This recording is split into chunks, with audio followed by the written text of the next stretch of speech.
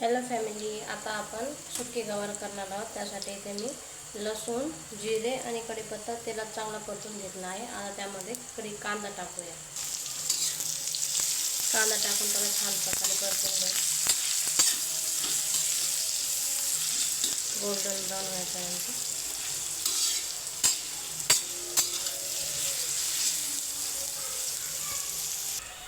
आपला कांदा परततोय तोपर्यंत साईडला आपण मिरच्या कापून घेऊया। आपला आता गोल्डन झालाय कांदा। आता त्यात आपण मिरच्या टाकून घेऊया कापल्या। मस्तपैकी मिरच्या पण आपण परतून घेऊ।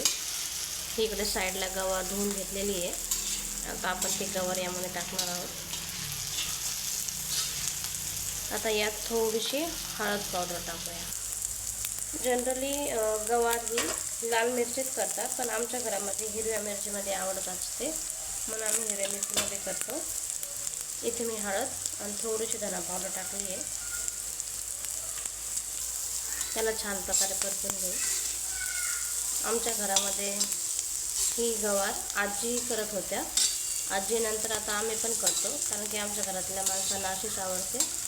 तुम्हाला हवं असेल तर तुम्ही मिरची पेस्ट करून थोडं शेंगदाण्याचं कूट वगैरे टाकून पण करू शकता। आता यामध्ये आपण आपले गवार टाकूया। गवार स्वच्छ पाण्याने धुवून घेतली होती। सासूबाईंनी मला निवडून दिल्या आणि मी आता त्याला छानपैकी त्यामध्ये परतून त्याची भाजी बनवणार आहे। त्याला छान प्रकारे मिक्स करूया आणि पाणी टाकून झाकून शिजून देऊ 5 मिनिटांसाठी। मीठ टाकून त्याला छान प्रकारे परतून घेऊ तेलामध्ये। परतल्यानं काय होतं, आपला मसाला छान व्यवस्थित लागतो प्रत्येक शेंगांना आणि त्याची चव पण येते। आपण परतलं नाही तर एक साईड मीठ एक साईड नाही लागत आणि त्याची चव पण येत नाही। त्यापेक्षा छानपैकी तेलात परतून घ्यायचं, मग पाणी टाकून त्याला शिजून घ्यायचं, म्हणजे आपल्या भाजीला चव एकसारखी येते आणि त्याची टेस्ट पण भन्नाट लागते। आता यात आपण हे शेंगा आपल्या आता झाकून 5 मिनिटं शिजून देऊ। आता आपली भाजी पाहूया कशी वाटते। ओके, थोडंसं पाणी आहे।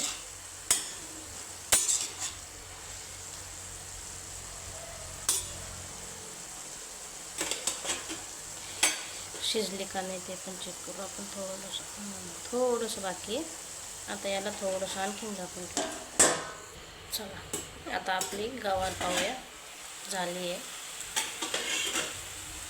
का नाही ते तुम्ही पाहू शकता। गवारमधलं पाणी पूर्णपणे तिनं शोषून घेतलं आणि आपली गवार आता छान प्रकारे शिजली आहे। हीच अशीच भाजी खानदेशामध्ये करतात। आमच्या सासूबाई खानदेशातल्याच आहेत, त्या पद्धतीने हे करतो आम्ही। तुम्हाला आवडल्यास लाईक, शेअर आणि सबस्क्राईब करायला नक्की विसरू नका। तुमच्या मित्रांना, फॅमिलीला सगळ्यांना शेअर करा।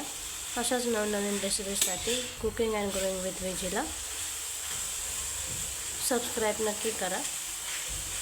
तुम्हाला एका डिशमध्ये सर्विंग प्लेटमध्ये सर्व करून दाखवते।